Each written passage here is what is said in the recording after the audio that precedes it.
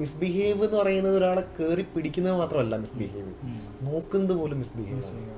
അവരെ അൺകംഫർട്ടബിൾ ആയ രീതിയിൽ നമ്മൾ നോക്കിക്കഴിഞ്ഞാൽ അതുപോലും ഒരു മിസ്ബിഹേവിങ്ങിന്റെ ഭാഗമായിട്ടാണ്. അത് നമ്മൾ അറിഞ്ഞോ അറിയാതെയോ നമ്മുടെ കൾച്ചറിൽ അപ്ബ്രിങ്ങിൽ അതുണ്ട്.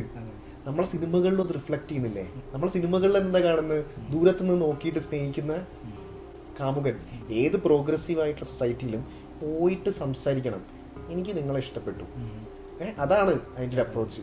അല്ലാണ്ട് ദൂരത്തുനിന്ന് 5-6 ദിവസം അപ്പോഴും അൺകംഫർട്ടബിൾ ആയിട്ടുള്ള രീതിയിൽ സ്റ്റോക്ക് ചെയ്യുക. അതിന് സ്റ്റോക്കിംഗ് എന്നാ പറയുന്നത്. സ്റ്റോക്കിംഗ് പരിപാടി ഇല്ല, അത് വേറെ എവിടെ ഇല്ല. അല്ല, അത് നമുക്ക് വേറൊരു രീതിയിലും കാണാം. കാരണം നമുക്ക് സൈക്കോളജിക്കലി നോക്കി കഴിഞ്ഞു കഴിഞ്ഞാൽ കണ്ണിലൂടെ ഒരുപാട്